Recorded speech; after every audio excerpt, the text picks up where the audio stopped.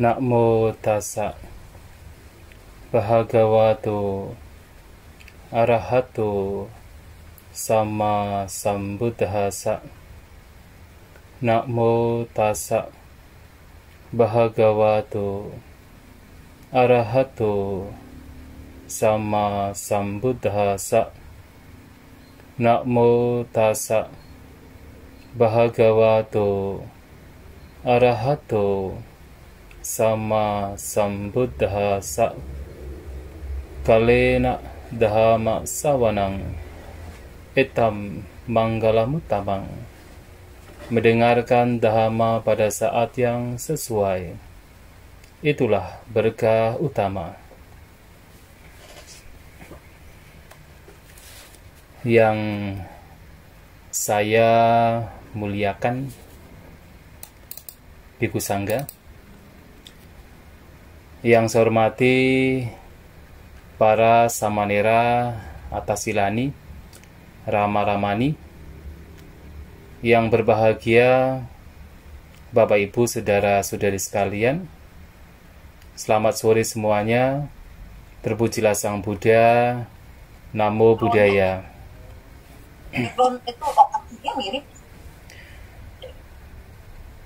Pada kesempatan sore hari ini sungguh merupakan kebahagiaan bagi kita semua karena kita kembali bersama-sama untuk membahas Dhamma dalam serangkaian kegiatan Indonesia Tipitaka Chanting, yang juga untuk memperingati Hari Asada 2565 tahun Buddhis tahun 2021.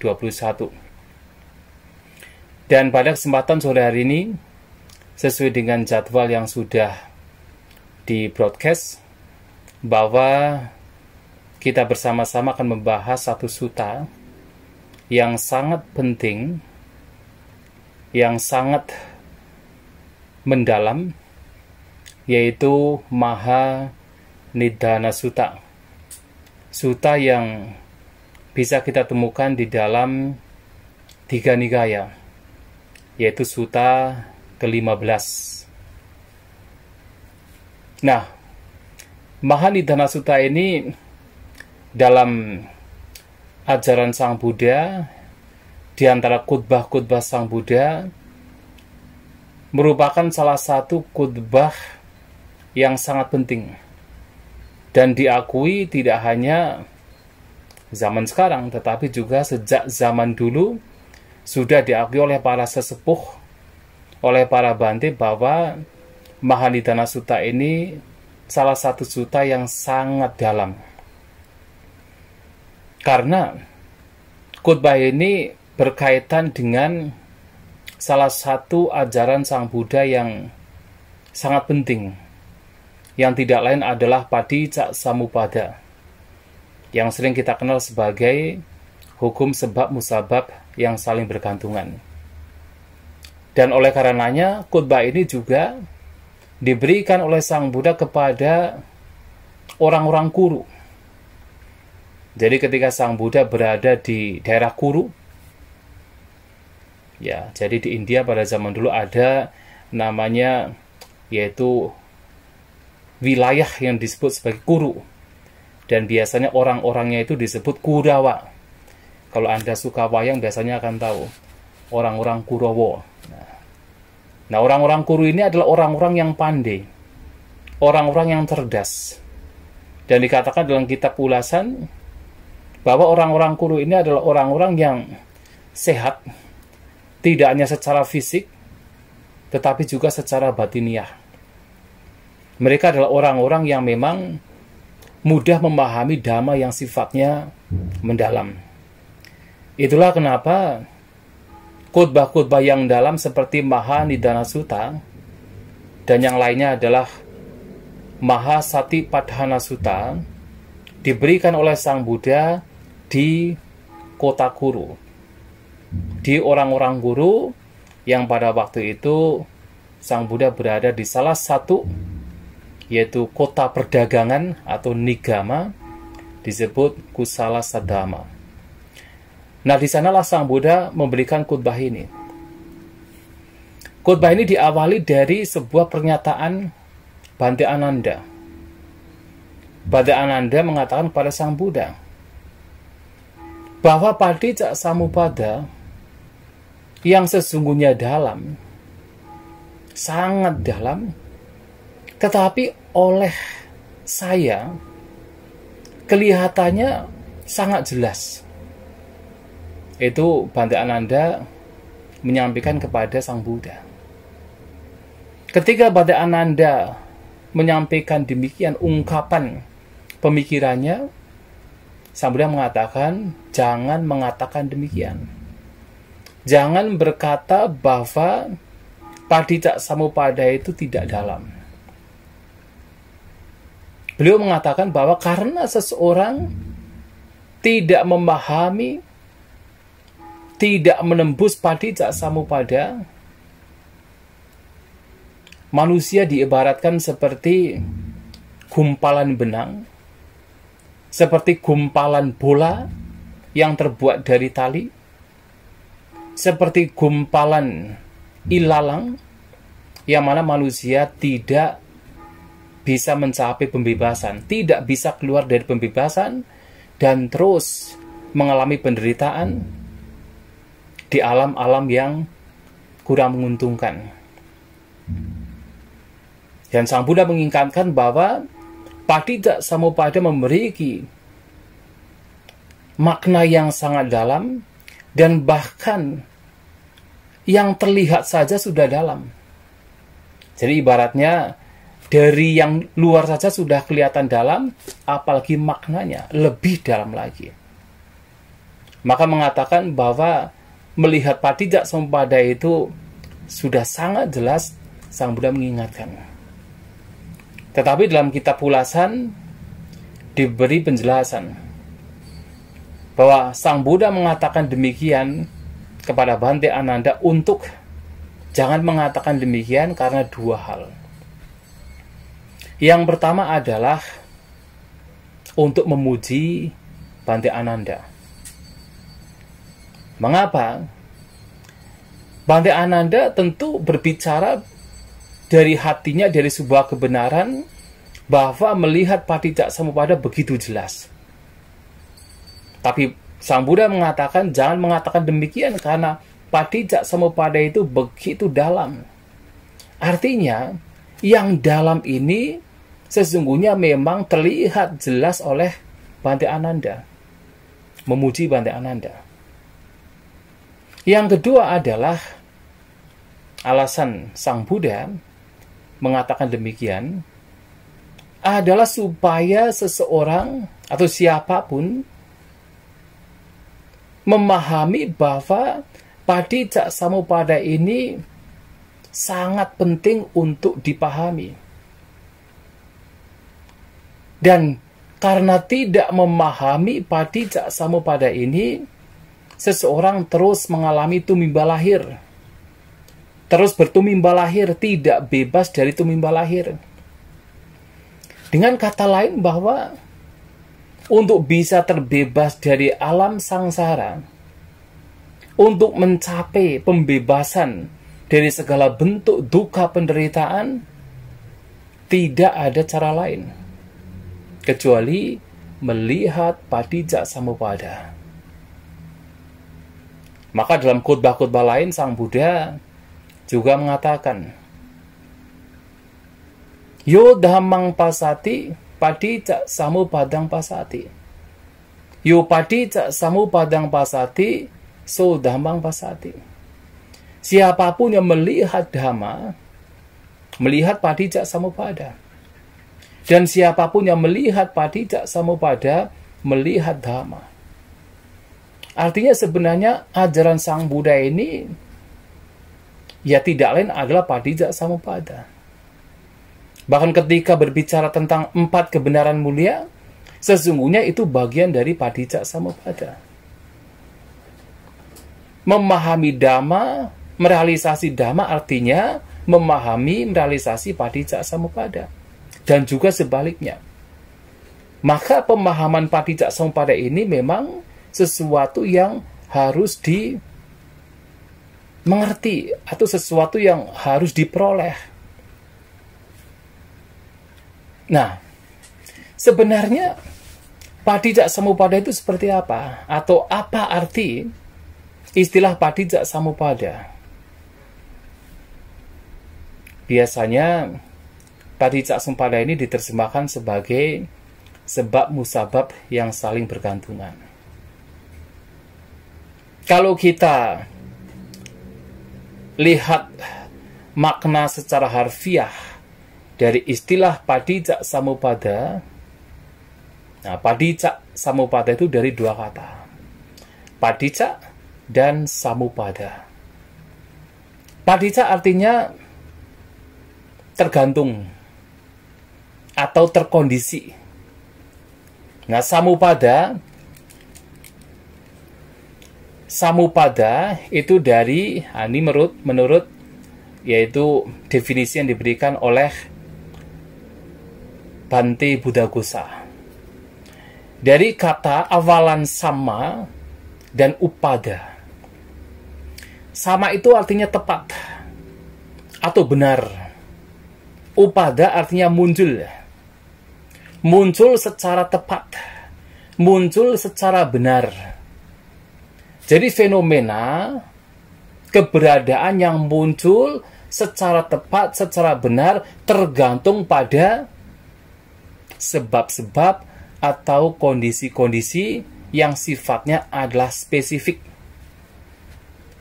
Dan sebenarnya ini penting sekali. Mengapa? Dari pemahaman Padijak Samuppada ini, kita memahami bahwa sesungguhnya apapun yang sekarang kita alami, apapun itu, yang kita alami ini terjadi, muncul, karena memang disebabkan oleh kondisi-kondisi yang memang sudah sangat spesifik. Jadi memang yang sekarang muncul ini memang harus muncul. Dari sebab-sebab yang lampau, dari kondisi-kondisi yang sudah ada, maka memang harus ada kemunculan. Jadi apapun yang kita alami ini memang harus muncul karena sebab-sebabnya sudah secara spesifik ada. Maka disebut Padijak Samuppada. Nah, oleh sebab itu dalam definisi lain berkaitan dengan Padijak Samuppada, Sang Buddha mengatakan, Iti ko bhikkhave ye tatata avitata ananya tata idda pacayata ayang wucati bhikkhave Padijak Samupadang. Demikianlah wahai para biku, karena di dalam ini, di dalam Padijak Samupada ini, di sana terdapat sebuah realitas tatata, terdapat bukan non-realitas avitatata, dan muncul karena sebab-sebab yang spesifik, ananya tata, dan juga idda pacayata, yang memang kemunculannya dari sebab-sebab yang memang sudah spesifik benar. Maka itulah wahai para biku dikatakan sebagai Padijak Samupada. Nah, mudah-mudahan ini dipahami. Jadi artinya bahwa apapun yang muncul sekarang ini, apapun itu, ya memang itu semua muncul karena sebab-sebab yang sudah spesifik, yang memang seharusnya muncul.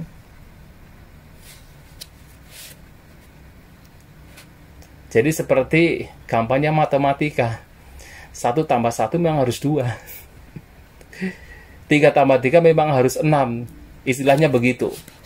Artinya apapun yang sekarang muncul ini memang harus muncul karena memang sudah ada kondisi-kondisi yang memunculkan. Sebagai contoh adalah ketika ada tanha, yang paling simpel sederhana, pasti di sana harus ada penderitaan. Ketika tanha tidak ada, di sana penderitaan tidak akan ada. Mengapa sekarang kita menderita? Ya karena memang ada tanha. Itu secara sederhana.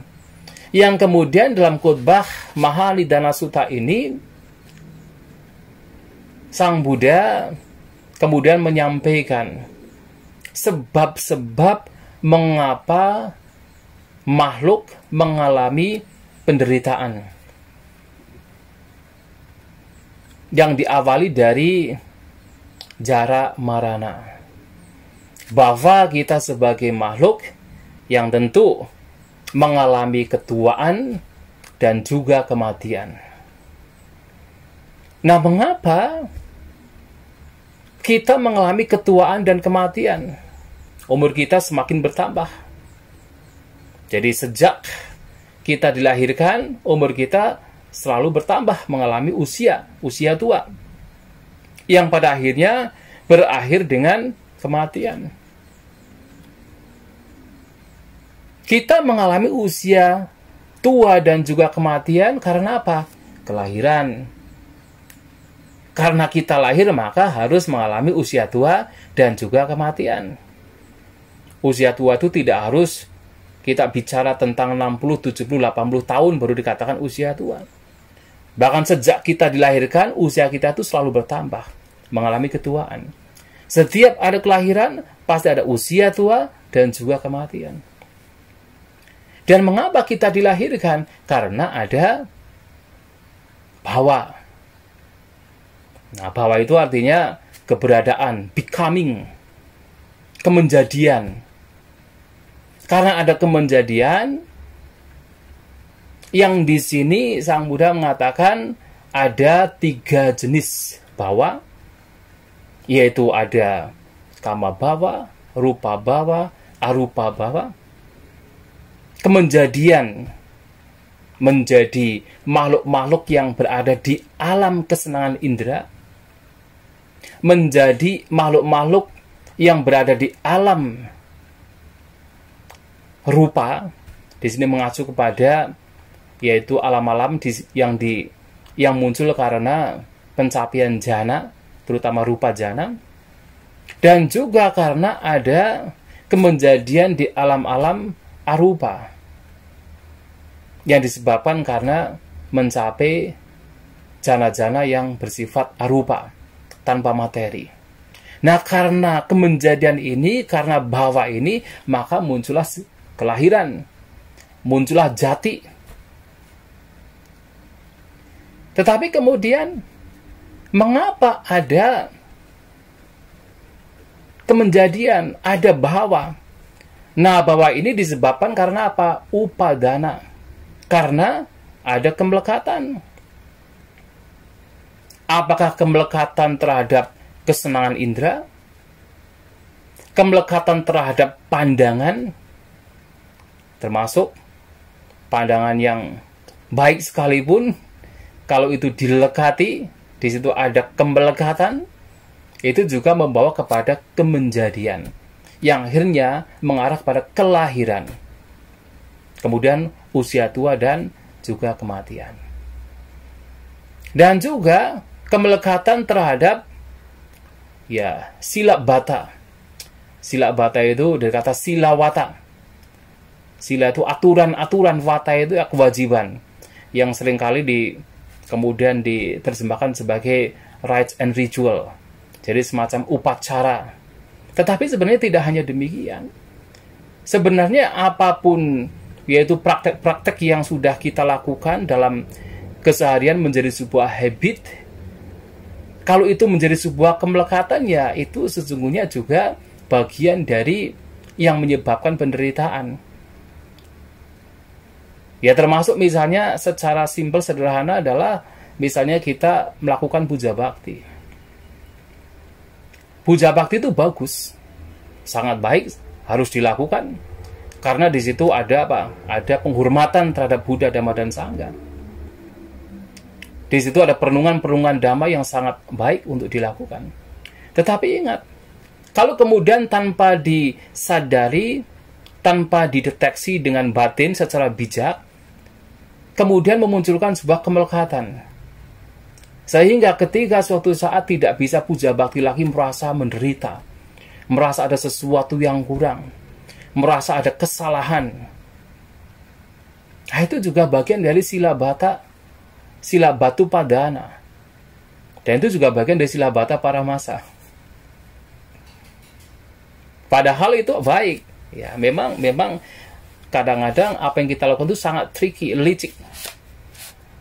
Itulah kenapa Sang Buddha kepada kita semua bahkan mengingatkan, jangankan yang buruk-buruk untuk hendaknya ditinggalkan, hendaknya dilepaskan.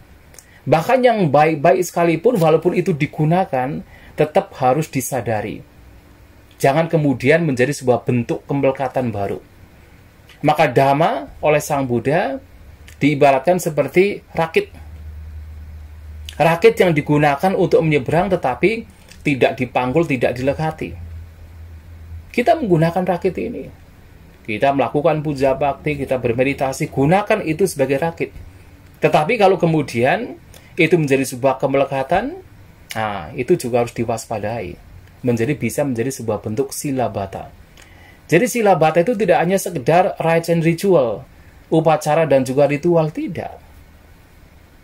Tidak hanya demikian, sila dan wata. Sila itu ya aturan-aturan. Wata itu semacam kewajiban-kewajiban tertentu. Nah, dan juga adalah attawadu padana.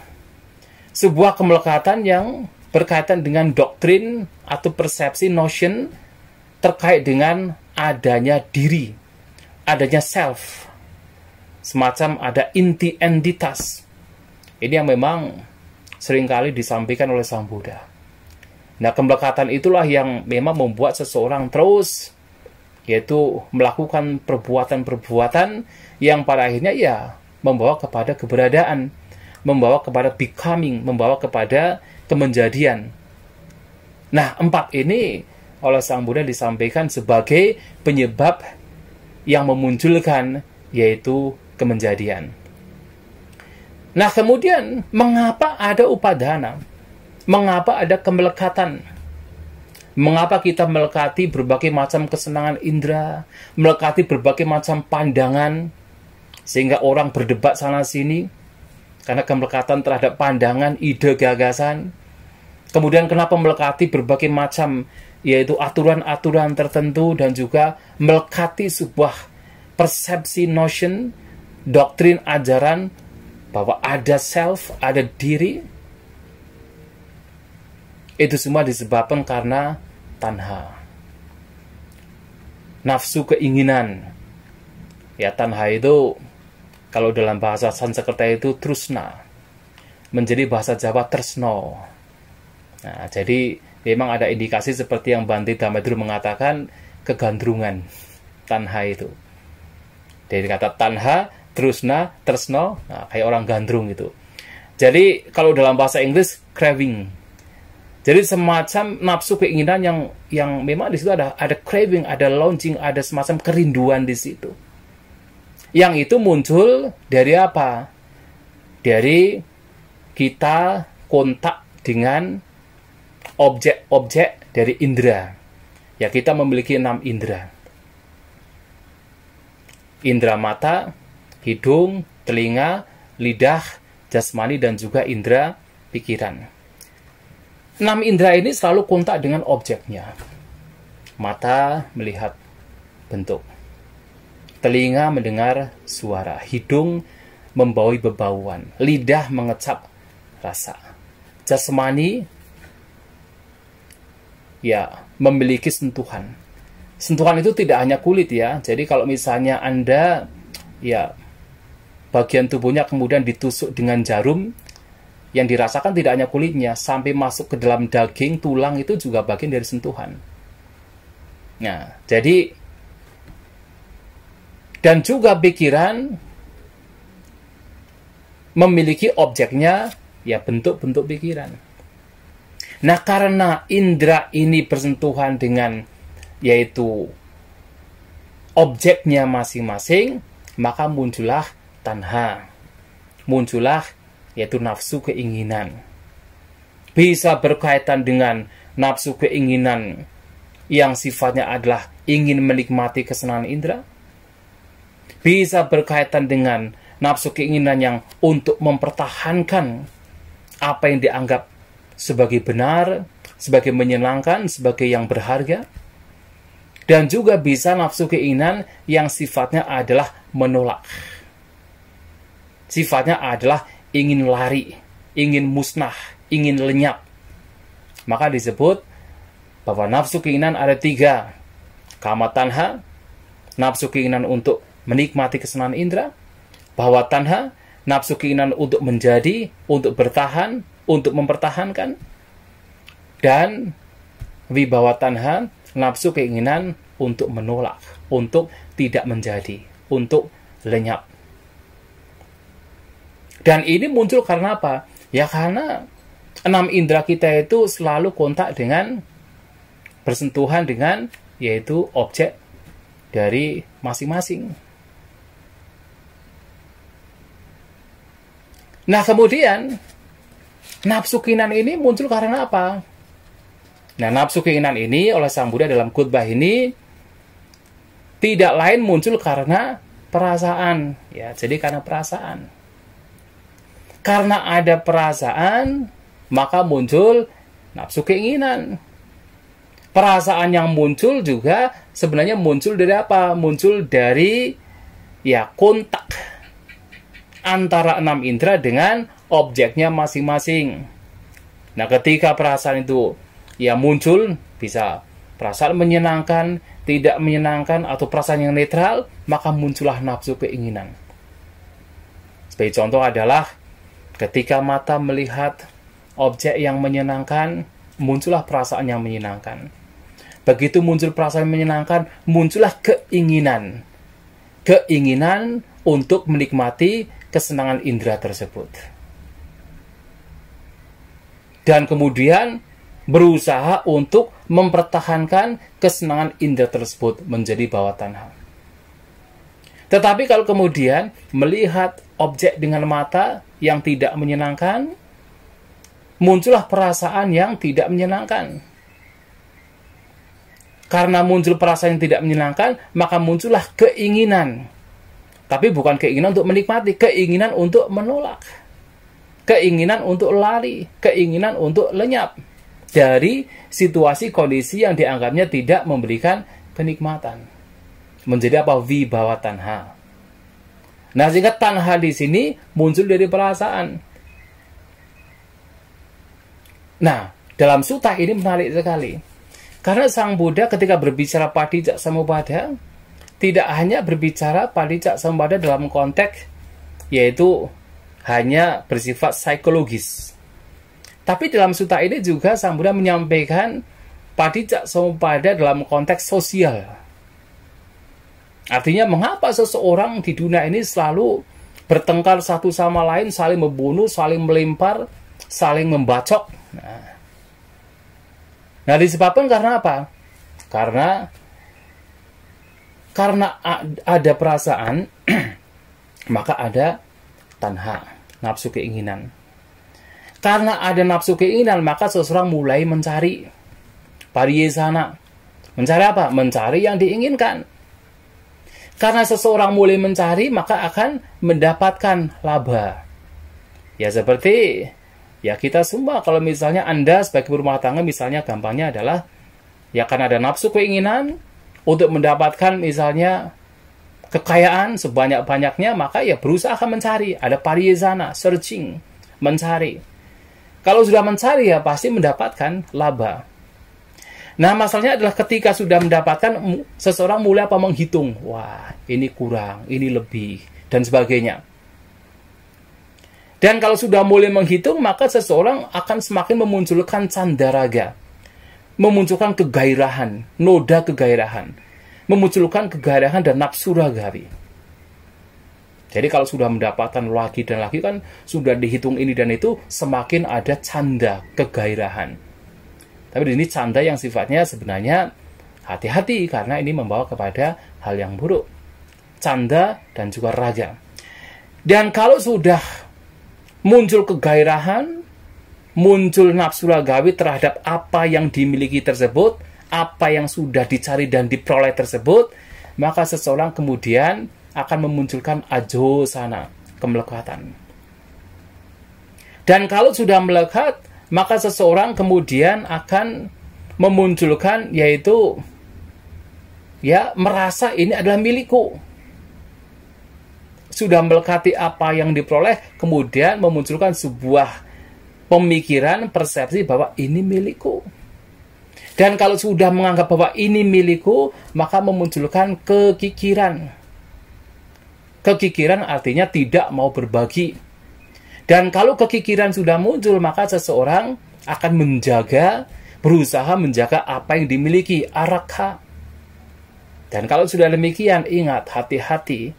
Kemudian, ketika apa yang dimiliki dianggap sebagai milik yang dijaga, yang kita tidak mau untuk berbagi karena kekikiran, dan benda tersebut kemudian diambil orang, dicuri orang, atau berubah, maka muncullah berbagai macam konflik.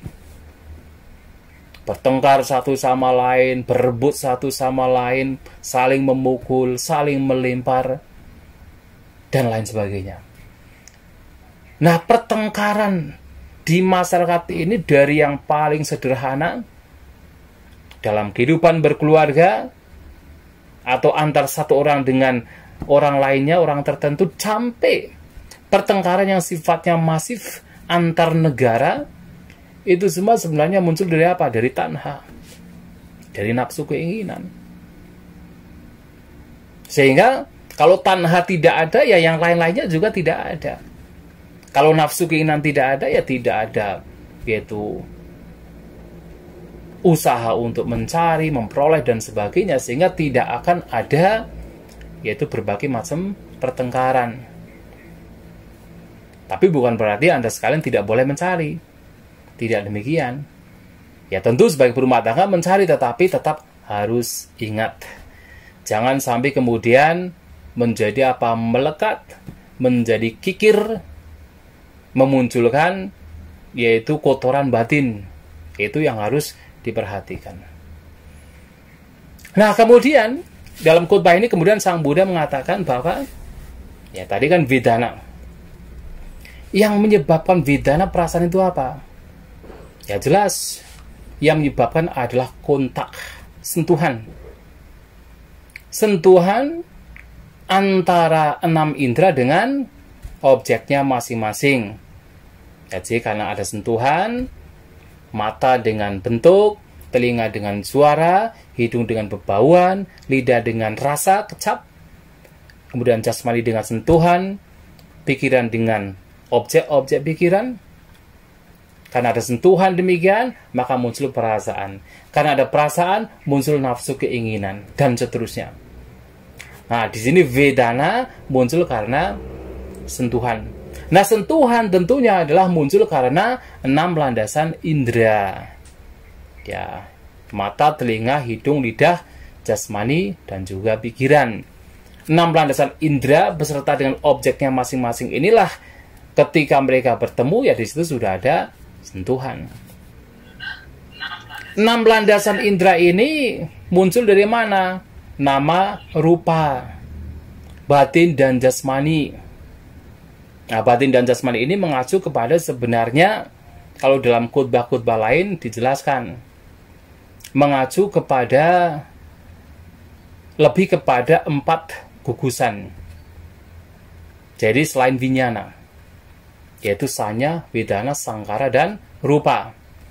Jadi nama di sini mengacu pada 3 gugusan dari 5 kanda. Vedana, sanya, sangkara. Tapi kemudian dijabarkan, yaitu terdiri dari apa? Vedana, perasaan, sanya, yaitu persepsi, atau sebuah gambaran-gambaran batin yang kita bisa melihat dalam batin kita, dan sebagainya.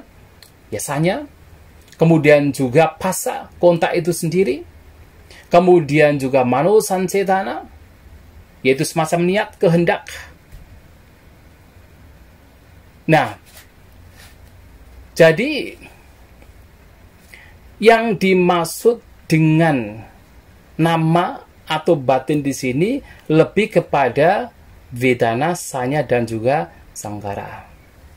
Dan juga yang rupa, nama rupa di sini adalah jasmani. Nah, karena 4 gugusan inilah maka muncul salayatana. Tetapi kemudian pertanyaannya adalah nama rupa ini muncul karena apa? Nah, disitulah kemudian Sang Buddha mengatakan nama rupa muncul karena vinyana, kesadaran. Karena ada kesadaran, maka muncul nama rupa. Kalau dalam khotbah-khotbah lain, kesadaran di sini juga mengacu kepada 6 jenis kesadaran. Tetapi khusus dalam khotbah ini, Mahanidana Sutta ini, kesadaran di sini mengacu kepada Gandhaba. Jadi, Gandhaba atau kalau dalam bahasa Abhidhamma disebut Patisandhivinyana. Jadi, the linking rebirth atau kesadaran yang menjadi penghubung. Ketika orang meninggal, kemudian terhubung, terlahir di alam selanjutnya. Nah, Gandhaba ini. Nah, Gandhaba ini yang masuk ke dalam kandungan, maka memunculkan nama rupa. Kalau dalam konteks manusia. Nah, tapi ternyata nama rupa ini, batin dan jasmani ini juga bisa muncul, bisa bertahan karena vinyana, kesadaran. Loh, bagaimana? Kok ini bikin mumet gitu ya, bikin pusing. Jadi diibaratkan seperti 2 ikat bambu yang saling menopang. Kalau satunya diambil, yang satunya jatuh. Satunya diambil, satunya jatuh. Ketika vinyana ada, nama rupa juga ada. Ketika nama rupa ada, vinyana juga ada. Tapi kalau salah satunya tidak ada, maka keduanya tidak ada. Dan juga bisa diumpamakan seperti bahwasanya vinyana ini adalah kesadaran yang terus mencari pegangan, terus mencari pijakan, terus mencari objeknya. Jadi ingat, sanya, vedana, sangkara itu adalah objek dari vinyana. Nah, vinyana ini terus mencari objeknya. Kalau vinyana ini mendapatkan objeknya, maka vinyana akan bertahan. Bertahan dari satu kelahiran ke kelahiran lainnya, terus begitu. Jadi kalau kita boleh mengatakan bahwa sepanjang kita berada di alam tumimba lahir, vinyana ini terus mendapatkan objeknya. Terus mendapatkan pijakan yang tidak lain adalah vedana, sanya, sankhara. Nah, sementara itu, vedana, sanya, sankhara, dan juga rupa itu akan bertahan, akan terus eksis kalau dipijak, dicengkram, digenggam oleh vinyana. Jadi keduanya ini saling mensepok satu sama lain. Karena mereka saling mensepok satu sama lain, itulah kehidupan di alam sangsara ini terus berlanjut. Artinya setiap makhluk mengalami keberlanjutan karena vinyana dan nama rupa ini. Maka dalam khotbah ini dikatakan bahwa sejauh pengalaman yang ada di alam tumimba lahir itu tidak lain adalah karena, kalau kita boleh mengatakan, drama antara vinyana dan nama rupa. Karena vinyana selalu mendapatkan pijakannya, yaitu nama rupa, dan nama rupa juga terus menjadi pijakan, yaitu vinyana, maka keduanya itu saling menyokong satu sama lain, saling mendukung satu sama lain, sehingga terus terjadi keberlanjutan. Nah, itulah kenapa dalam meditasi kita dianjurkan untuk apa?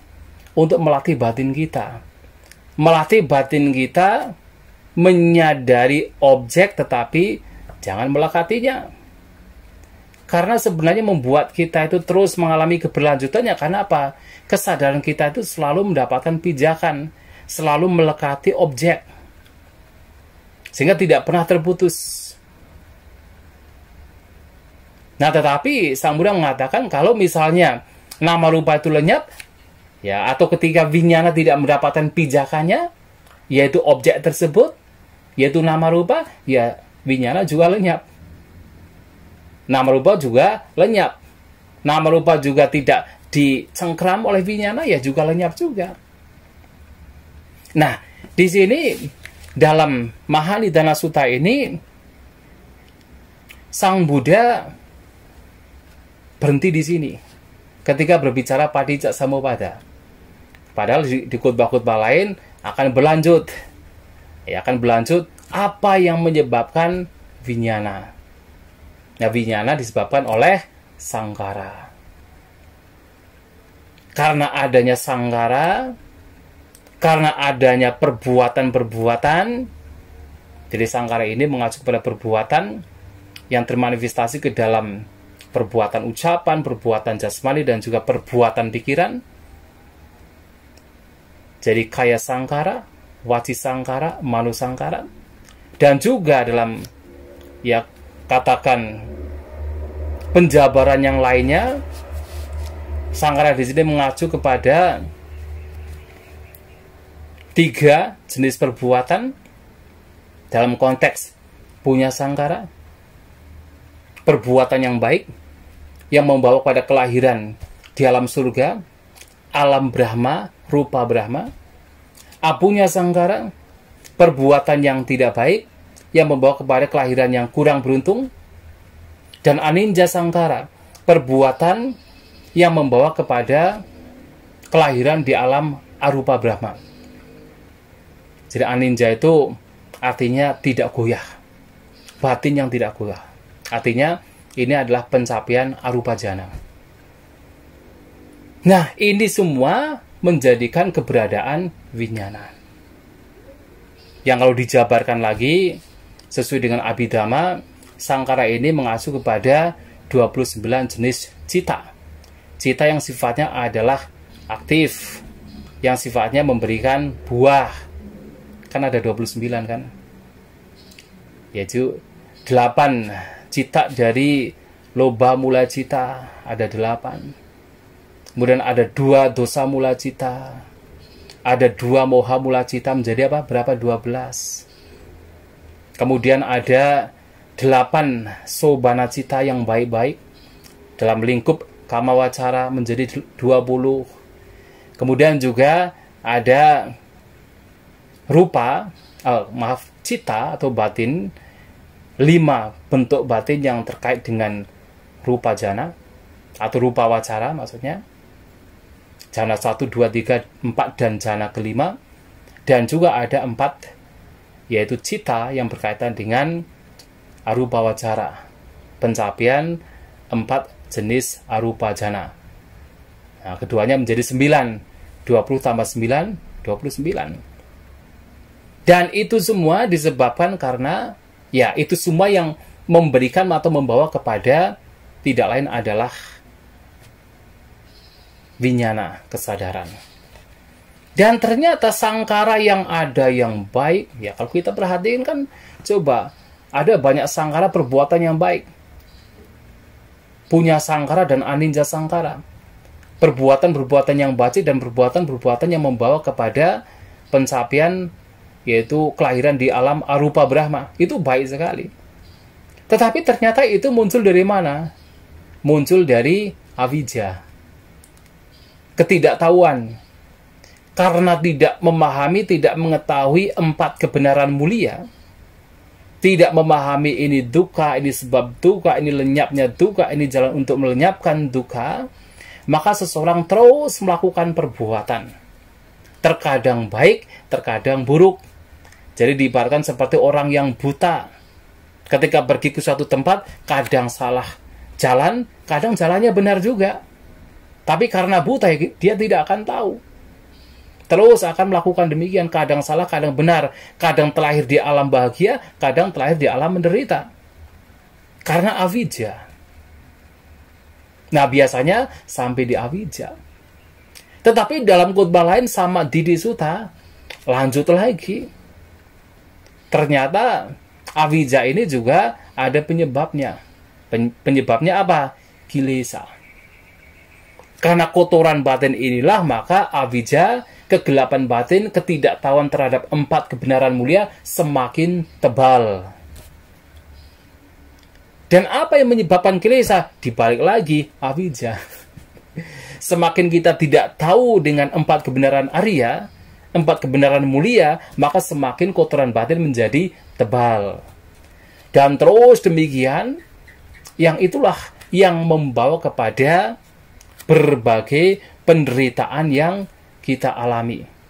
Jadi penderitaan dari makhluk-makhluk ini disebabkan karena apa? Ya karena ini. Awija, sangkara, jadi kilesa, awija, sangkara, vinyana, nama rupa, salayatana, pasa, vidana, tanha, upadana, bawa, jati, jara marana, yang pada akhirnya ketika mengalami kelahiran, tidak hanya jara marana, usia tua dan kematian, tetapi juga soka, paridewa, duka, domanasa, upayasa, kesedihan, ratap tangis, penderitaan, stres, keputusasaan itu akan muncul. Dan itulah dalam khotbah ini disebutkan sebagai inilah munculnya berbagai penderitaan, keseluruhan penderitaan yang kita alami. Dalam khotbah ini tidak disebutkan mengenai cara melenyapkan dalam artian seperti dalam khotbah lain, ketika Awija lenyap, maka sangkara lenyap. Tetapi intinya adalah bahwa kalau memahami bahwa ini adalah sebab mengapa kita mengalami penderitaan, maka ya kita harus memotongnya. Memotong yaitu rantai dari sebab musabab yang saling bergantungan. Karena ini sifatnya spesifik. Seperti yang tadi saya sampaikan, spesifik. Pokoknya kalau masih ada awija, sangkara, vinyana, nama rupa, dan seterusnya, sudah pasti ada penderitaan. Itu sifatnya adalah apa? Tatata, awi tatata, ananya tata, idak pacayata. Sebuah realitas, bukan tanpa realitas. Dan itu muncul karena apa? Spesifik. Karena kondisi-kondisinya memang sudah spesifik.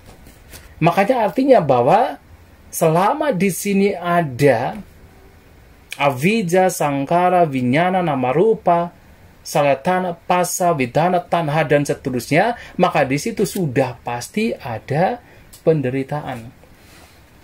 Sehingga untuk terbebas dari penderitaan, ya mau tidak mau harus memotongnya.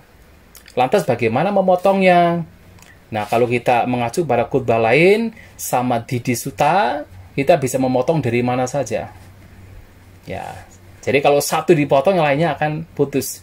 Apakah dipotong dari awijanya, dipotong dari misalnya tanahnya, dipotong dari bawah dan sebagainya.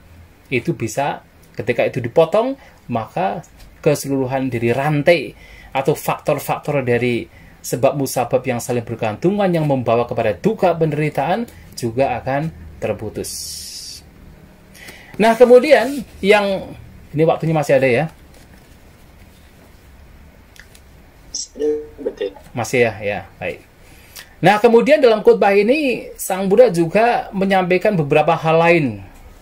Nah, ini agak cepat saja, supaya nanti mungkin ada yang bertanya.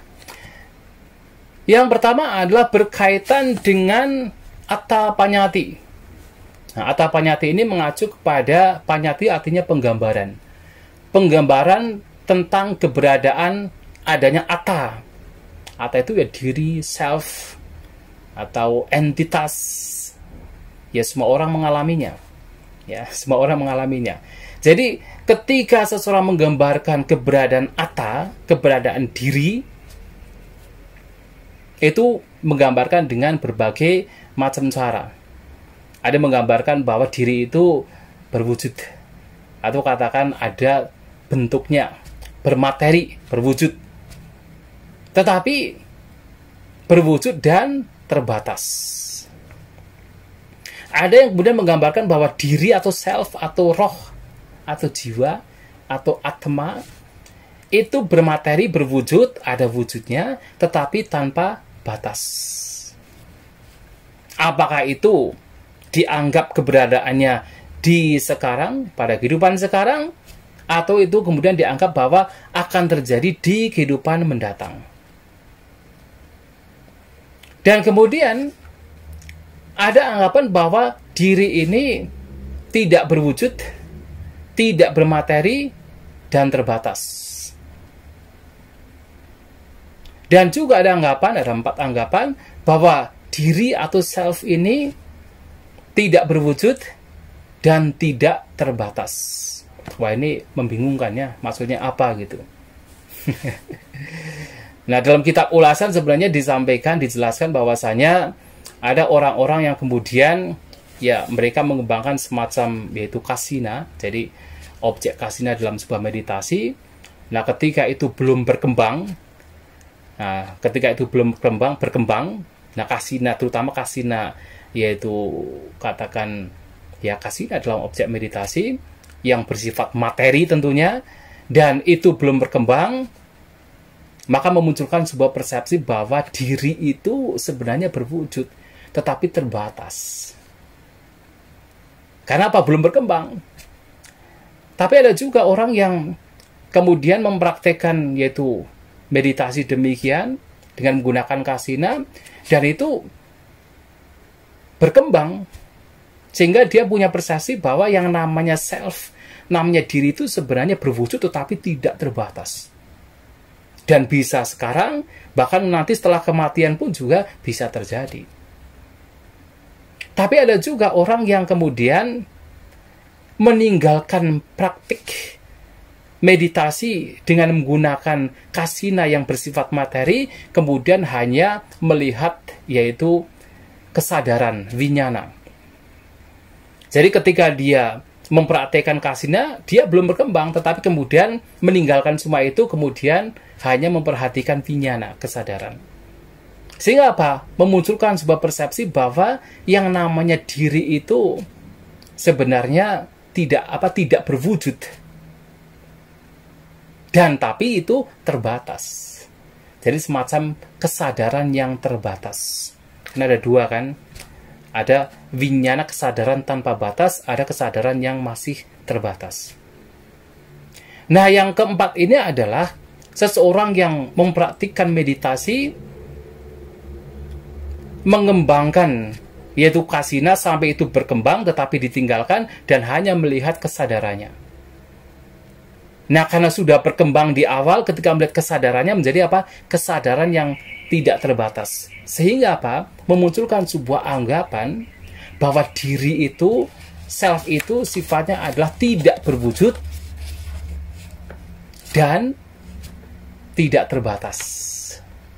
Nah, ingat, ini sebenarnya yang disampaikan Sang Buddha ini dalam sekali, ini sudah mereka itu yang punya pandangan salah tetapi muncul dari praktek meditasi, bukan sesuatu yang biasa-biasa. Bahkan dari praktik meditasi yang luar biasa pun bisa memunculkan sebuah pandangan salah, termasuk adalah keberadaan yaitu diri, penggambaran tentang ada diri, ada self. Nah, sehingga Sang Buddha menganjurkan kepada para siswa beliau untuk tidak memunculkan penggambaran apapun tentang diri. Sehingga dengan demikian seseorang tidak melekati apapun di dunia. Dan ketika tidak melekati apapun di dunia, tidak ada satupun fenomena, tidak ada satupun keberadaan yang dilekati. Disitulah Sang Buddha menyampaikan bahwa itu adalah akhir dari segala bentuk penderitaan. Kelahiran dihancurkan, tidak ada kelahiran mendatang. Yaitu karena apa? Tidak melekati apapun di dunia. Termasuk persepsi-persepsi, anggapan, gambaran berkaitan dengan diri, berkaitan dengan self, itu tidak ada di sana. Makanya di dalam Brahma Jala Sutta kita bisa menemukan bagaimana pandangan-pandangan salah yang muncul itu tidak hanya pandangan salah yang muncul dari apa? Dari pemikiran logika. Dari pemikiran yang sebenarnya tidak ada dasarnya. Banyak pandangan salah yang muncul dari apa? Dari praktik meditasi. Praktik mengembangkan pikiran, mereka mengalami sesuatu yang sifatnya adalah utari manusia dhamma, yang melebihi kemampuan manusia biasa, tetapi memunculkan sebuah pandangan salah. Dan biasanya pandangan salahnya itu mengacu kepada keberadaan diri. Keberadaan ada semacam yaitu self. Nah, seperti ini. Nah, kemudian dalam khotbah yang sama, Mahanidana Sutta, Sang Buddha juga menyampaikan kepada para siswa beliau untuk berhati-hati dengan memunculkan sebuah asumsi. Kalau tadi penggambaran seperti bentuk, nah sekarang adalah asumsi. Samanupassana itu semacam pemikiran, asumsi, perenungan berkaitan dengan diri yang biasanya mengacu kepada vedana, perasaan. Ada yang kemudian orang berpikir bahwa perasaan itu adalah diri saya. Ada yang kemudian orang berasumsi bahwa perasaan itu bukan diri saya. Karena yang namanya diri itu tidak bisa merasakan. Dan ada yang kemudian memberikan asumsi bahwa perasaan itu, diri itu bukan perasaan saya dan juga bukan tanpa perasaan. Nah, yang orang pertama yang mengatakan bahwa perasaan adalah diri, harus ditanya, kalau memang perasaan adalah diri, bagaimana dan kenapa perasaan itu selalu berubah? Perasaan berubah-ubah dari yang menyenangkan, tidak menyenangkan, yang netral, dan terus berubah-ubah. Sehingga ketika misalnya sekarang perasaan menyenangkan, berarti ada diri, yaitu yang sifatnya menyenangkan. Tapi kemudian perasaan itu berubah, tidak menyenangkan. Berarti diri ini hancur, berganti menjadi perasaan yang tidak menyenangkan, menjadi sebuah diri yang tidak menyenangkan.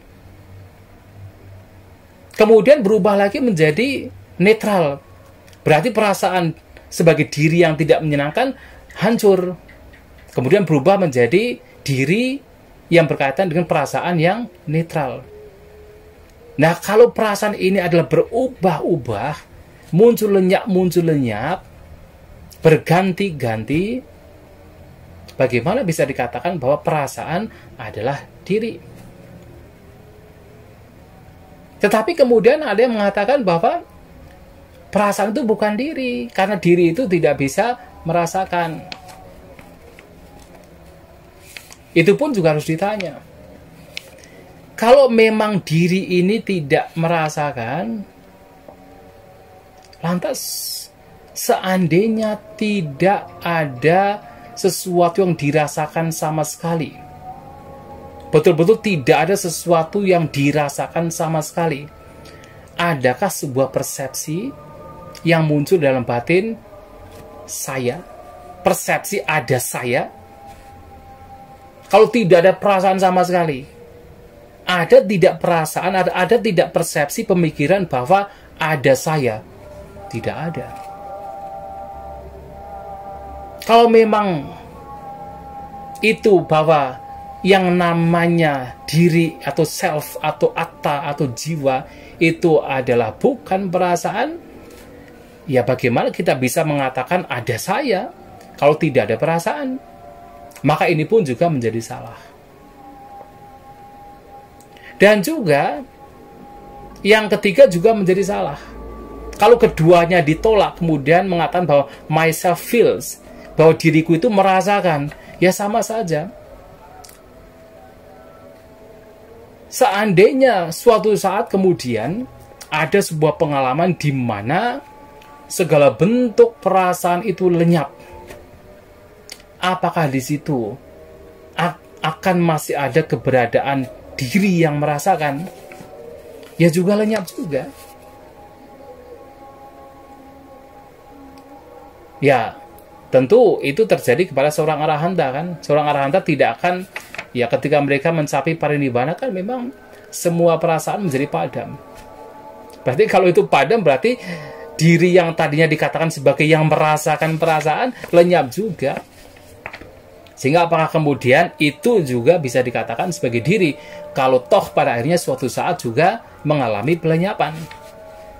Maka asumsi bahwa ada diri berkaitan dengan perasaan itu juga menjadi tidak benar. Maka Sang Buddha itu selalu mengatakan bahwa ya segala sesuatu yang ada, yang tidak lain adalah 5 gugusan, itu sebenarnya tidak ada atta, tidak ada diri di sana. Dan tidak ada satupun yang patut, yang layak dianggap sebagai ini milikku, ini aku, ini sebuah diri. Itu tidak layak untuk dimunculkan dalam pikiran, karena ternyata tidak ada satupun fenomena yang sifatnya adalah stabil, sifatnya adalah kekal, semuanya berubah, semuanya tidak stabil. Karena perubahan itulah maka tidak layak, tidak patut kemudian seseorang beranggapan bahwa ada diri atau ada semacam self yang sifatnya yaitu yang dianggap oleh kebanyakan orang sebagai yang kekal. Nah, dalam khotbah ini juga Sang Buddha menyampaikan keberadaan yaitu tujuh macam keberadaan, yaitu alam-alam, yaitu bisa juga ditemukan di dalam yaitu Kumara Panha. Ada pertanyaan mengenai ada 9 keberadaan. Ya, apa yang 9?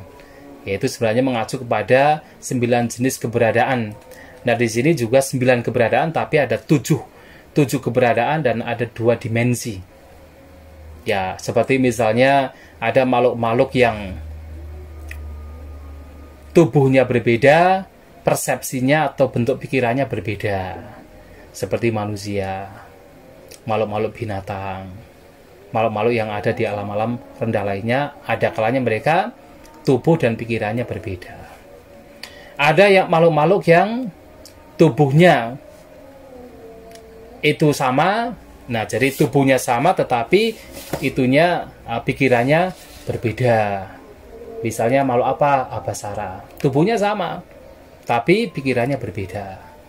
Ada makhluk-makhluk yang tubuhnya berbeda, pikirannya sama. Dikatakan seperti makhluk di alam Brahma yang mencapai alam Brahma jana ke-1. Nah, tubuhnya berbeda, tapi pikirannya sama. Ada makhluk-makhluk yang tubuh dan pikirannya itu sama. Itu makhluk-makhluk di alam Subhakinha. Nah, kemudian yang keempat lainnya, ada makhluk-makhluk yang 2 lainnya, makhluk-makhluk yang yaitu terlahir di arupa jana, yaitu akasan canayatana.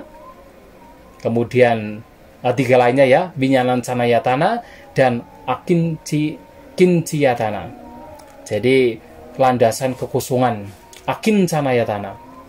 3, jadi menjadi 7. Yang 2 lainnya adalah asanya sata, 2 dimensi, yaitu makhluk yang dikatakan tanpa adanya persepsi, dan juga nevasanya nasanya yatana, yaitu makhluk-makhluk yang berada di alam landasan bukan persepsi dan bukan tanpa persepsi.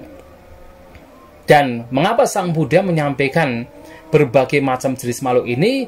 Ya intinya adalah bahwa apapun keberadaan yang ada itu masih dalam lingkaran tumimbal lahir.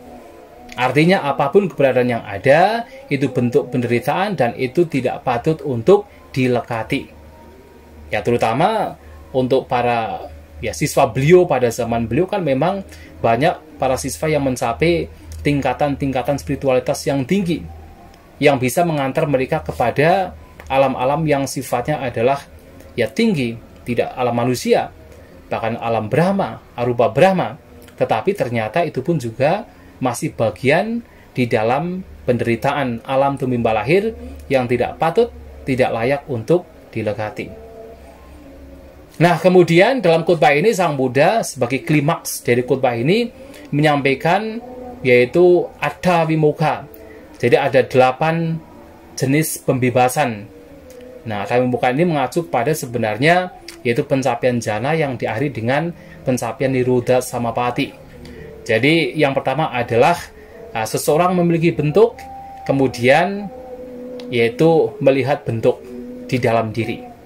Ini mengacu kepada seseorang yang mencapai jana, menggunakan kasina yang mengambil dari yaitu jasmani sendiri. Misalnya ini dalam kitab ulasan. Misalnya seseorang menggunakan kesa, menggunakan rambut sebagai objek meditasinya dan melihat rambut sebagai kasina, yaitu kasina hijau. Nah, inilah kasina. Nah, itu membuat apa? Pencapaian jana. Jadi, ia mencapai jana dengan menggunakan objek yang ada dalam dirinya. Dan yang kedua adalah seseorang tidak melihat yaitu jasmani atau tubuh dalam dirinya, dia melihat yaitu materi atau tubuh di luar. Artinya adalah seseorang menggunakan objek-objek yang ada di luar dirinya. Menggunakan kasina, tetapi kasina yang berada di luar dirinya. Atau apakah itu patavi kasina, jadi melihat yaitu tanah sebagai objeknya.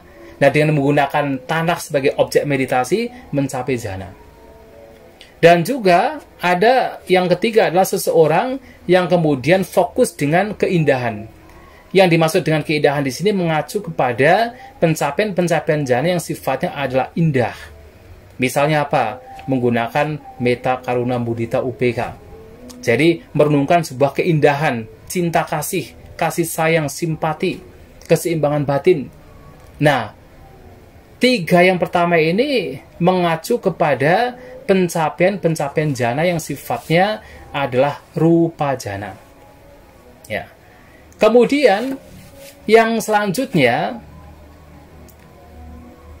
yang empat selanjutnya itu mengacu kepada pencapaian arupa jana, yaitu akasan samayatana, landasan ruang tanpa batas, angkasa, ya angkasa tanpa batas, kemudian landasan kesadaran tanpa batas, landasan kekosongan, dan kemudian newa sanya nasanya yatana, landasan bukan persepsi dan bukan tanpa persepsi. Nah, sebenarnya tujuh ini mengacu pada pencapaian jana, rupa jana dan arupa jana, yang kemudian diakhiri dengan yang kedelapan, yaitu pembebasan yang kedelapan, yang tidak lain adalah nirodha samapati, atau dengan kata lain sanya vedayita nirodha, yaitu lenyapnya perasaan dan juga persepsi. Nah, ini mengacu pada pencapaian yang tertinggi dalam sebuah meditasi, yang itu dicapai karena dua hal, yaitu karena pencapaian samatha, ketenangan sampai tingkatan jana, arupa jana terakhir, dan juga karena vipassana. Karena orang yang mencapai nirodha samapati, begitu keluar dari nirodha samapati sudah dipastikan mencapai nibbana. Apakah dia mencapai kesucian anagami atau mencapai yaitu kesucian arahanta. Dan ketika seseorang dikatakan terbebaskan melalui 8 jenis pembebasan ini, dia mengakhiri dukkha dengan 8 jenis pembebasan ini, maka disebut sebagai ubato vimuto. Ya, jadi artinya adalah orang yang terbebaskan melalui dua hal. Ya, dua hal dalam artian dia mencapai pencapaian yaitu samatha, ketenangan. Kemudian orang tersebut juga mencapai yaitu karena dengan menggunakan nirodha samapati, mencapai pembebasan yaitu karena kebijaksanaan. Pembebasan karena batin, ketenangan batin, dan pembebasan karena kebijaksanaan. Dan itu biasanya dicapai oleh semua agasawaka. Murid-murid Sang Buddha yang terunggul biasanya mencapai dengan cara demikian. Nah, itulah Bapak Ibu Saudara-saudari sekalian, Mahanidana Sutta, khutbah ke-15 dari 3 nikaya yang memiliki inti atau isi yang sebenarnya sangat-sangat mendalam. Dan intinya adalah bahwa di situ yang paling penting adalah bagaimana kita mengetahui penyebab penderitaan, dan tentunya mengupayakan untuk bagaimana melenyapkan penyebab penderitaan. Nah, sehingga ajaran Sang Buddha yang memang tujuannya adalah untuk terbebas dari segala bentuk penderitaan, yang itu kemudian kita implementasikan ke dalam kehidupan sehari-hari untuk mencapainya. Itulah Bapak Ibu Saudara-saudari sekalian, apa yang ingin saya sampaikan pada kesempatan sore hari ini. Mudah-mudahan bisa dipahami. Semoga kita semua maju dalam Dhamma Dan saya ucapkan selamat memperingati Hari Asada 2565 Buddhist Era tahun 2021. Semoga kita semua senantiasa sehat, semoga maju dalam dhamma, sabisata bhavantu sugitata, semoga semua makhluk berbahagia.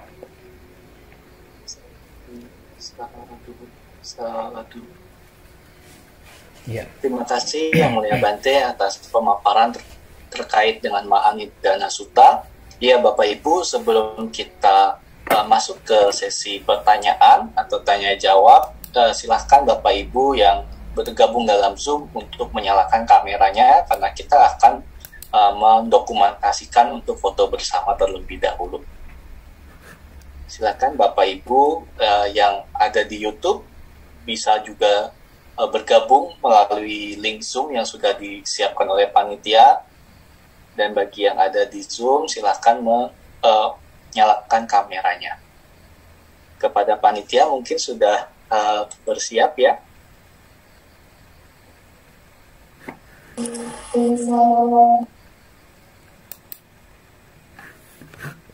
Jadi silakan Bapak Ibu, kita akan berfoto bersama terlebih dahulu sebelum kita akan melanjutkan ke sesi tanya jawab. Ya mungkin bisa dibantu oleh panitia. Oke, kok kita bantu ya untuk foto bersamanya. Ya silakan bersikap anjali kita Bapak Ibu. Bapak Ibu bisa bersikap anjali dan menyalakan kamera.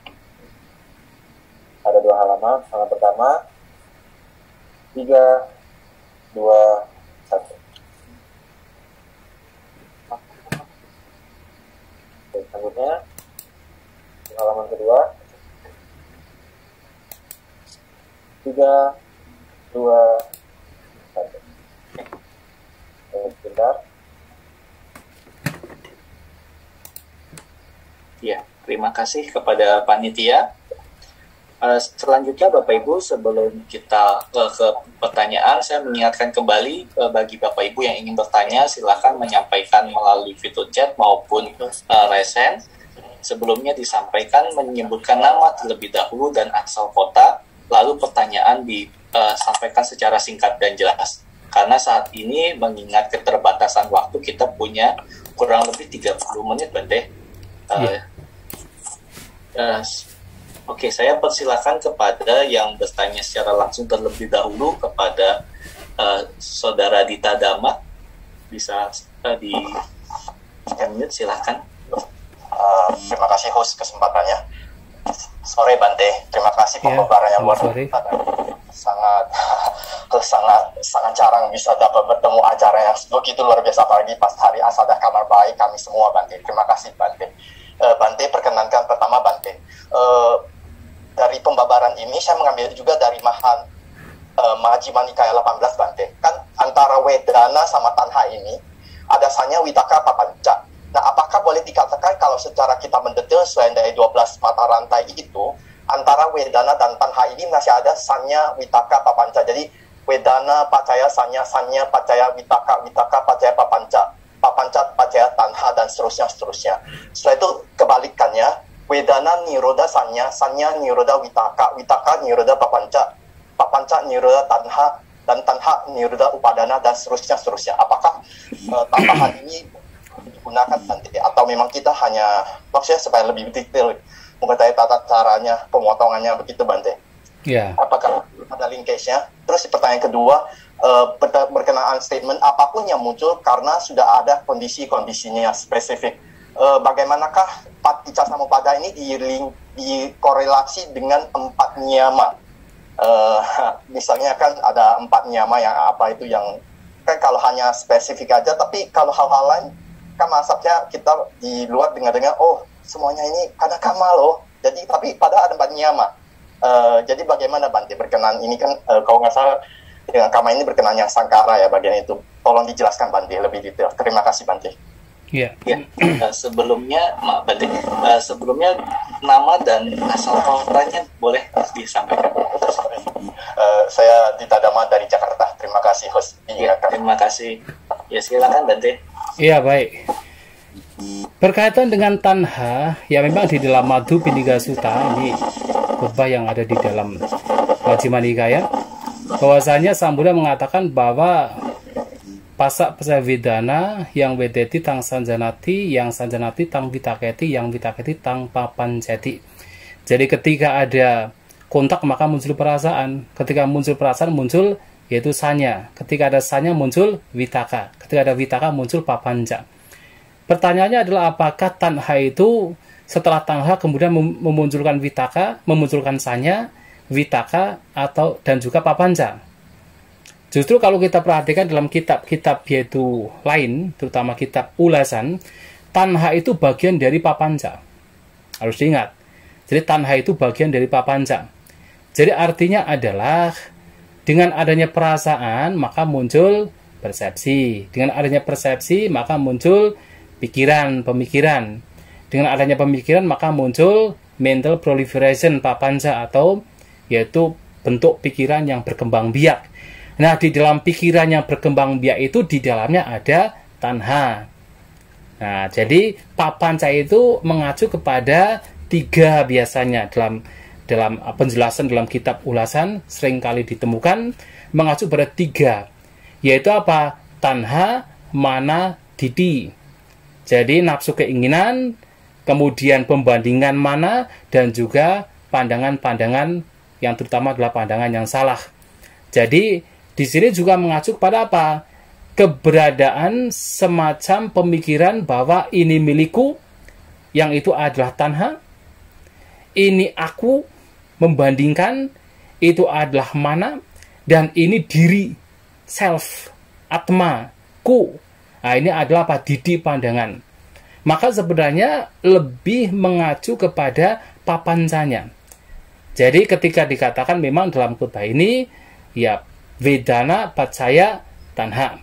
Dengan adanya perasaan sebagai kondisi, maka muncullah nafsu keinginan.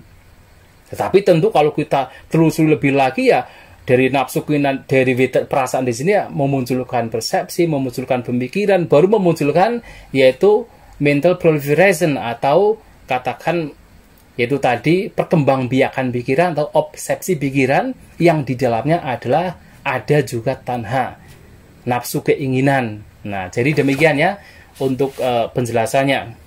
Tetapi harus diingat juga, pikiran kita itu kan sangat cepat ya, sangat cepat. Sehingga bahkan nanti seperti misalnya persepsi, kemudian perasaan itu juga bisa menjadi objek dari pikiran.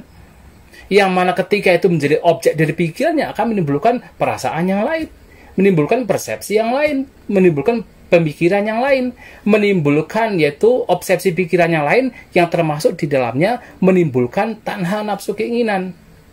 Dan akan terus demikian. Nah, jadi dalam hal ini pikiran kita tuh sangat cepat, tetapi kalau kita telusuri satu persatu, ya prosesnya adalah demikian. Kalau kita mengacu kepada penjelasan Sang Buddha berkaitan dengan proses pikiran yang ada di dalam Madhupindika Sutta. Nah, itu yang pertama, mudah-mudahan bisa dipahami. Kemudian yang kedua, Padicca Samuppada itu sebenarnya mengacu kepada semua keberadaan. Jadi kalau kita mengacu kepada formula yang diberikan oleh Sang Buddha, beliau mengatakan imasming sati idang hoti, imasming asati idang na hoti. Dengan adanya ini maka muncul ini. Ininya berbeda tapi ya. Nah, ini yang seringkali diterjemahkan dengan adanya ini muncul itu, padahal tidak. Ya imasming itu, imang itu ini, idang juga ini. Dengan adanya ini maka muncul ini. Dengan tidak adanya ini maka tidak muncul ini. Artinya antara sebab dan akibat itu sesuatu yang sangat dekat. Sangat dekat, bukan sesuatu yang jauh. Artinya dengan adanya nafsu keinginan maka muncul penderitaan. Itu immediate, itu sesuatu yang sangat dekat. Bukan dengan adanya nafsu keinginan muncul penderitaan jauh di sana, tidak. Tetapi adalah langsung muncul penderitaan. Jadi dekat. Maka dengan adanya ini maka muncul ini. Nah, formula yang diberikan oleh Sang Buddha tentang hukum sebab akibat ini, itu sebenarnya mengacu kepada semua hal. Semua hal. Apakah itu hukum karma? Ataukah itu hukum cita? Ataukah itu hukum utu? Ataukah itu hukum dhamma? Ada 4 niyama. di dalamnya di situ kemunculan mereka itu semua bagian dari Paticca Samuppada. Tetapi walaupun Paticca Samuppada ini bisa menjelaskan semua keberadaan, karena semua keberadaan itu muncul karena sebab-sebab yang spesifik, tetapi Sang Buddha menggunakan Paticca Samuppada untuk menjelaskan bagaimana dukkha penderitaan muncul dan bagaimana dukkha penderitaan itu lenyap. Karena ingat, Sang Buddha ini memang sangat konsisten dengan ajaran beliau. Beliau itu sebenarnya selama 45 tahun yang beliau ajarkan hanya tentang apa? Tentang 4 kebenaran Arya. Beliau mengatakan, Bube cahang bikawe etarahica, dukkhanca banyapemi dukkasa nirodhaca. Dari dulu sampai sekarang yang saya ajarkan hanya 2, tentang penderitaan dan lenyapnya penderitaan. Yang tidak lain mengacu pada 4 kebenaran Arya, 4 kebenaran mulia. Nah, sehingga bahkan Paticca Samuppada yang diajarkan oleh Sang Buddha ini, walaupun bisa digunakan untuk menjelaskan semua hal, tetapi beliau hanya menggunakan untuk bagaimana menjelaskan kemunculan dukkha penderitaan dan bagaimana menjelaskan pelenyapan dukkha, pelenyapan penderitaan. Maka di sini berkaitan dengan 4 niyama pun juga sebenarnya masih dalam konteks Paticca Samuppada. Ya, jadi kita tidak bisa kalau kita bicara tentang yaitu hukum sebab akibat kemudian hanya ya berpijak kepada satu sebab saja. Tetapi banyak sebab yang memunculkan sebuah fenomena. Bahkan fenomena pun juga tidak bisa dikatakan sebagai satu fenomena. Secara yaitu konvensional dalam kita berkomunikasi, kita mengatakan ada gelas. Satu gelas, misalnya begitu. Tetapi di dalam satu gelas apakah itu hanya dikatakan sebagai gelas saja? Di dalamnya kan ada yaitu 4 unsur. Ya kan, setiap materi pasti ada 4 unsur.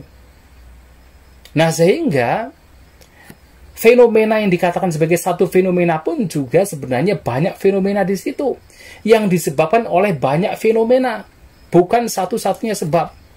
Maka dalam kita misalnya mengalami sesuatu ya tidak hanya sekadar kita mengalami sesuatu disebabkan oleh karma saja, tidak hanya sekadar demikian. Ya sebab-sebab lainnya juga akan yaitu saling bergabung yang mereka bersatu kemudian memunculkan sebuah keberadaan.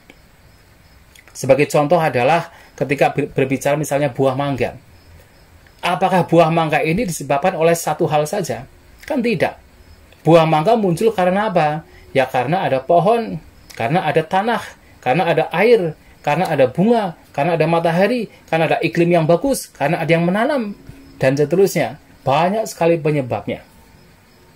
Nah, sehingga ada kalanya kita mengalami sebuah pengalaman, yaitu disebabkan karena ada utu, karena ada cita, karena ada karma yang kemudian mereka saling menyokong satu sama lain, memunculkan sebuah keberadaan, sebuah pengalaman. Ya, jadi demikian ya. Ya, yang dimaksud sebagai spesifik itu bukan spesifik satu.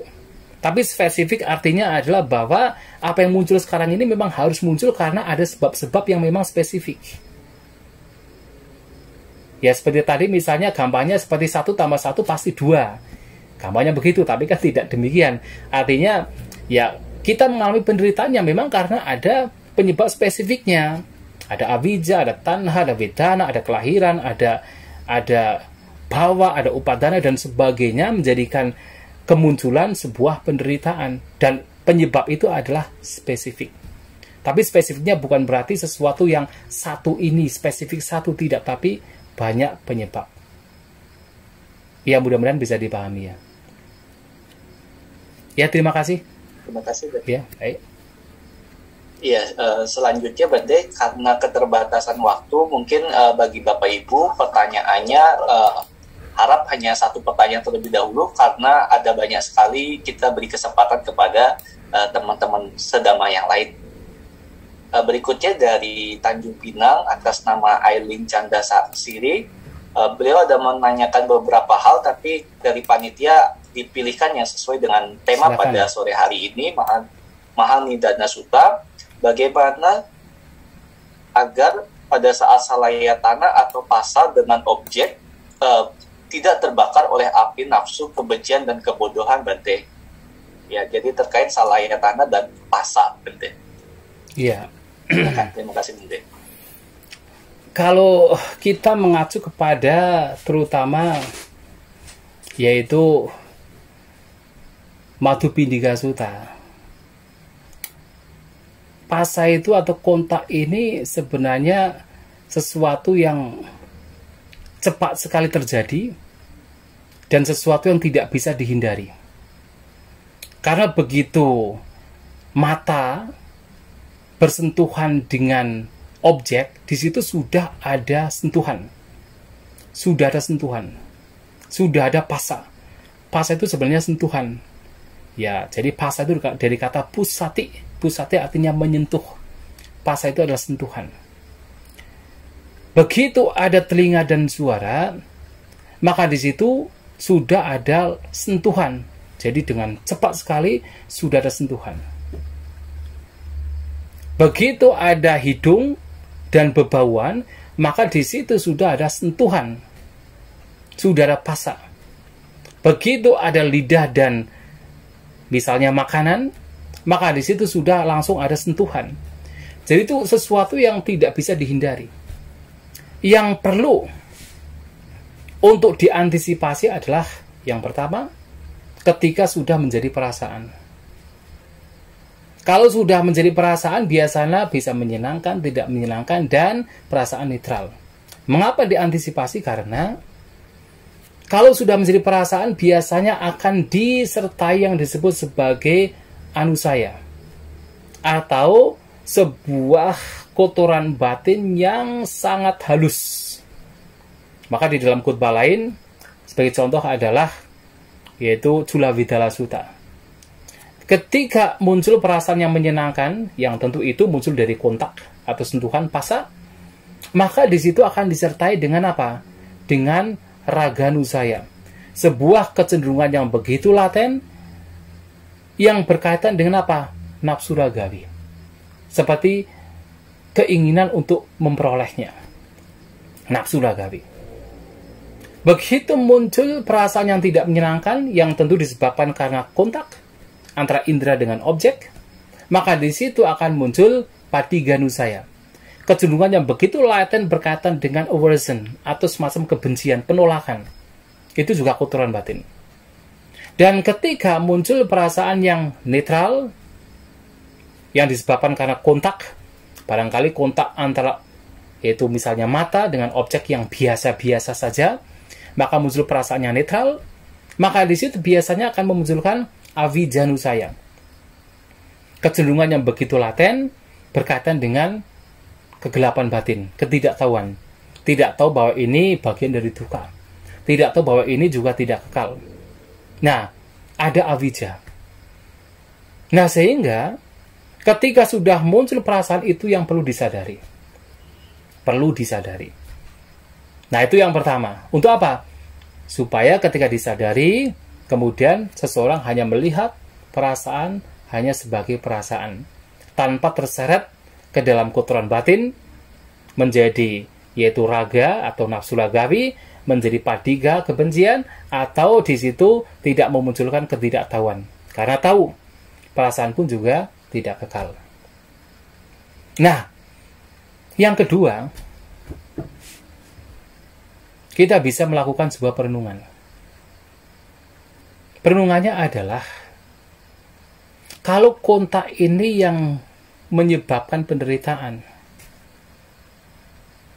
lantas untuk apa kita mencari sebuah sentuhan? Misalnya sentuhan antara mata dengan objek yang membuat nafsu ragawi. Sentuhan suara dengan telinga membuat nafsu ragawi. Jadi Sang Buddha memberikan sebuah analogi. Analoginya adalah begini. Misalnya ada seorang pria. Nah, pria ini mempunyai hubungan dengan seorang wanita. Suatu kali hubungan secara intim, dalam artian ya ada cinta di situ. Nah, suatu kali melihat bahwa wanita yang dia suka ini sedang berbincang-bincang dengan yang lain. Karena hal itulah kemudian muncul penderitaan, muncul ketidaksukaan, kegelisahan, kekhawatiran, takut, muncul kemarahan, pada akhirnya menjadi menderita. Padahal sebelum dia mempunyai hubungan dengan wanita tersebut, apakah ketika melihat wanita tersebut berbincang-bincang dengan yang lainnya, dia menjadi marah? Tidak. Dia merasa biasa-biasa saja. Nah, sehingga dari perenungan demikian, oh ternyata yang membuat seseorang menderita itu tidak lain adalah karena kontak, karena pasak, karena sentuhan. Karena ada hubungan itulah yang membawa pada penderitaan demikian. Sehingga merenungkan bahwa pasak ini yang menjadi penyebab awal seseorang menderita, maka seseorang kemudian dalam hal praktik mengolah batin, ia tidak mencari. Ia melihat bahaya dari sentuhan, bahaya dari kontak. Ketika kontak sudah terjadi, tidak bisa dihindari. Tetapi setidaknya melihat bahaya dari kontak. Sehingga apa? Sehingga ketika melihat bahaya dari kontak, maka keinginan untuk mempunyai kontak, mempunyai hubungan, itu semakin berkurang. Semakin berkurang. Sehingga penderitaan juga semakin berkurang. Nah, itu yang dianjurkan oleh Sang Buddha. Yang kemudian Sang Buddha juga mengatakan, kalau suatu saat seandainya kemudian pria tersebut memutuskan hubungan dengan wanita tersebut. Nah, sehingga ketika melihat wanita itu berbincang-bincang, bercengkrama dengan pria lain, ya tidak ada penderitaan. Karena sudah diputus. Nah, demikian pula seseorang kemudian dianjurkan untuk memutuskan yang tidak lain adalah nandiraga, yaitu kesenangan dan juga nafsu ragawi. Nah, jadi ada 3. Yang pertama adalah merenungkan. Yang pertama adalah dengan kita memperhatikan perasaannya, karena kontak sudah terlanjur muncul, dan setiap kontak muncul pasti ada perasaan. Yang kedua adalah merenungkan bahwa kontak ini adalah penyebab penderitaan, sehingga tidak mencari yaitu sebuah kontak. Kontak di sini bukan kontak HP ya, tapi kontak artinya sentuhan-sentuhan, mata dengan objek, telinga dengan suara, hidung dengan bebauan, lidah dengan kecapan dan seterusnya. Tidak mencari itu. Kalau ada ya itu pasti ada, tetapi tidak melekatinya. Karena apa? Tidak mencari. Dan yang ketiga adalah ya melenyapkan nandiraga. Melenyapkan yaitu kesenangan dan juga nafsu ragawi terhadap apapun. Nah, kalau itu dilenyapkan ya ketika ada kontak pun juga tidak ada masalah. Walaupun ada kontak, ada sentuhan, tidak ada masalah. Ya, semua orang, bahkan seorang arahanta, kontak perasaan masih muncul.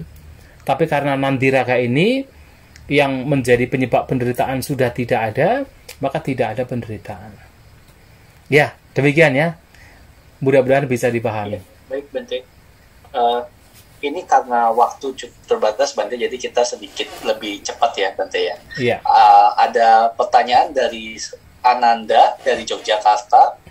Berikut pertanyaannya, kalau mengenai memori dari kehidupan yang lampau, itu merupakan, apakah bukan sebuah penderitaan juga, Bante? Karena tidak jarang dari memori atau ingatan masa lampau yang dapat membantu kita di kehidupan sekarang. Terima kasih, Bante. Ya. Sebenarnya memori itu bukan penderitaan. Memori itu sebenarnya bagian dari sanya, ya, persepsi. Jadi memori itu kan gambaran batin kan, jadi gambaran-gambaran batin tentang masa-masa lampau. Dan itu bukan penderitaan. Memori itu hanya sekedar objek. Yang membuat penderitaan adalah ketika kemelekatan muncul terhadap ingatan, terhadap memori. Itu yang menjadi penderitaan. Bayangkan kalau misalnya memori itu adalah penderitaan, wah, seperti Sang Buddha, para arhanta yang bisa mengingat kehidupan-kehidupan yang lampau tidak terhitung banyaknya, berkalpa-kalpa tidak terhitung banyaknya, berarti mereka adalah orang-orang yang sangat menderita. Karena ingatan tentang masa lampau itu begitu banyak. Bisa mengingat apapun yang terjadi di masa lampau. Tetapi mereka bukan orang menderita. Mengapa? Karena penderitaan bukan terletak pada memorinya. Penderitaan terletak pada kemelekatannya. Terletak pada nafsu keinginannya. Misalnya kita ingat sesuatu. Misalnya trauma di masa kecil. Kalau di situ tidak ada nafsu keinginan untuk menolak, mampu menerima keberadaan itu sebagaimana adanya, tidak melekatinya, melihatnya sebagai sebuah fenomena yang muncul dan lenyap, ya tidak ada penderitaan. Tetapi kalau kemudian memunculkan ketidaksukaan, kebencian, kemarahan, itulah penderitaan. Termasuk adalah ingatan tentang yang menyenangkan. Kalau itu hanya sekedar ingatan memori tentang ya sweet memory, ingatan-ingatan yang manis di masa lampau, itu hanya sekedar ingatan, sekedar sesuatu yang lewat. Kalau seseorang mampu melihatnya sebagai fenomena semata, sebagai ya bentuk dari sanya, tidak lain dari sanya, yang itu adalah tidak kekal, berubah, ya orang tidak akan menderita. Tapi kalau kemudian seseorang memunculkan keinginan, keserakahan, menginginkan kembali pengalaman-pengalaman yang lampau, ya dia menderita. Termasuk misalnya yang paling sering terjadi pada umat Buddha kan kalau meditasi. Wah, dalam satu sesi meditasi mendapatkan ketenangan. Wah, damai sekali, nyaman sekali. Nah, kemudian muncul ingatan-ingatan tentang kenyamanan tersebut. Di sesi meditasi selanjutnya itu dipikir-pikir, dicari-cari. Mengingat pengalamannya lampau, kemudian dicari-cari, diingini. Menderita sendiri. Padahal itu baik. Pun kalau dilekati, membawa kepada penderitaan. Apalagi yang tidak baik. Maka ingatan bukan masalah. Yang bermasalah adalah nafsu keinginan dan kemelekatan terhadap ingatan tersebut. Ya, saya kira demikian ya. Terima kasih Bante. Ini ada dua pertanyaan terakhir ya Bante. Satu dari chat dan satu lagi resen. Yang dari chat terlebih dahulu atas nama saudara Feli. Nama budaya Bante, saya mau tanya apakah untuk memotong lingkaran paticca samuppada dipotong pada kesadaran atau pada nama rupa? Apakah dari kehendak bisa langsung muncul nama dan rupa kemudian baru kesadaran atau wijana? Ya. Demikian Bante. Kalau kita melihat dari Samadhi Sutta, bisa dipotong dari mana saja. Tidak harus dipotong dari vinyana atau nama rupa. Bisa dipotong dari mana saja. Seseorang yang misalnya memahami tentang perasaan, ya, kemudian memahami munculnya perasaan yang muncul dari phasa, memahami lenyapnya perasaan, lenyapnya phasa, maka itulah lenyapnya perasaan, dan memahami jalan untuk melenyapkannya yang tidak lain adalah jalan mulia berunsur 8, itulah cara memotongnya. Atau misalnya seseorang memahami apa itu tanha, kemudian memahami, oh tanha itu muncul dari perasaan, ketika perasaan tidak ada maka tanha tidak ada, dan memahami jalannya yang tidak lain adalah jalan mulia berunsur 8, maka di situ semuanya terpotong. Atau misalnya seperti tadi, yaitu memunculkan ya pemahaman tentang vinyana, kesadaran, penyebabnya apa, bisa menggunakan yaitu sangkara penyebabnya, atau bisa menggunakan nama rupa sebagai penyebabnya. Ketika nama rupa itu kemudian sebagai penyebabnya itu lenyap, vinyana juga lenyap, dan jalannya adalah jalan mulia berunsur 8, maka itulah juga jalan untuk memotong paticca samuppada, rangkaian yang membawa kepada penderitaan. Atau misalnya seseorang bisa yaitu memotong dari sangkara. Ya, mengetahui sangkara itu penyebabnya apa, oh avijja. Karena ketidaktahuan terhadap ini duka, sebab duka, lenyapnya duka, dan jalan untuk melenyapkan duka, maka seseorang terus melakukan perbuatan. Maka seseorang kemudian berusaha untuk memunculkan vijja. berusaha untuk memunculkan yang bisa melenyapkan, yaitu sangkara, atau dengan kata lain berusaha untuk melenyapkan awija. Dengan apa? Melakukan berbagai macam perenungan, pemahaman, implementasi ke dalam kehidupan sehari-hari yang berkaitan dengan 4 kebenaran Arya, dengan jalan mempraktekkan jalan mulia berunsur 8 itu sendiri, maka sangkara pun juga lenyap. Lenyap karena yang muncul adalah wija. Nah, itu juga cara untuk memotongnya.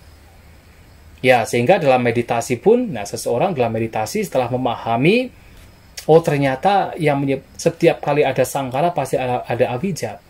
Mengapa seseorang terus melakukan reaksi-reaksi perbuatan-perbuatan? Itu karena ketidaktahuan bahwa reaksi itu adalah penderitaan, dan itu adalah sebab penderitaan. Itu bagian dari itu tanha, nafsu keinginan, yang merupakan sebab penderitaan. Sehingga pada meditasi seseorang yang memperhatikan, mengamati objek tetapi tidak kemudian bereaksi. Kan ada demikian. Seperti anjuran Sang Buddha kepada Bahiyat Dalu Ciriya. Dide tidak matang bawisati. Ketika melihat, hanya sekedar melihat. Tidak ada reaksi di sana. Karena tahu, reaksi itu adalah perbuatan. Perbuatan adalah penderitaan. Nah, itu juga cara untuk memotong.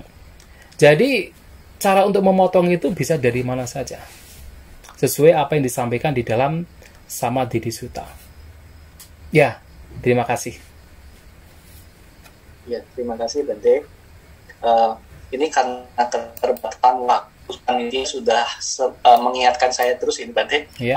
Ada pengumuman sebelum kita closing nanti, ada pengumuman pemenang bagi 3 penanya yang beruntung untuk mendapatkan giveaway dari Panitia Indonesia Tipitaka Chanting 2021. Kepada panitia, kami persilakan.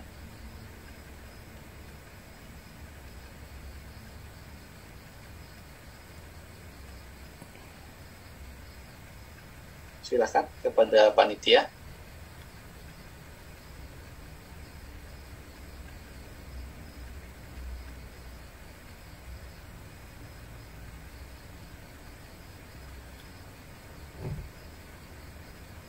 Selamat kepada 3 orang yang beruntung atas nama Ayen Theo, Fiona Cap. Oh, maaf, ini sepertinya yang sebelumnya ya.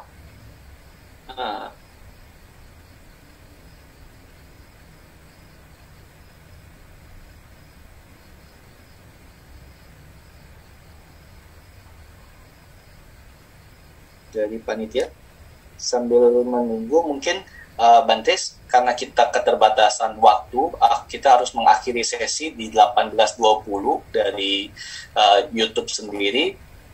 Mungkin sebelum pengumuman pemenang bisa memberikan closing statement-nya Bante ya, untuk baik. Kami semua. Terima kasih. Baik, terima kasih kepada Bapak Ibu, Saudara-saudari sekalian yang telah ikut hadir dalam kesempatan diskusi Dhamma malam hari ini.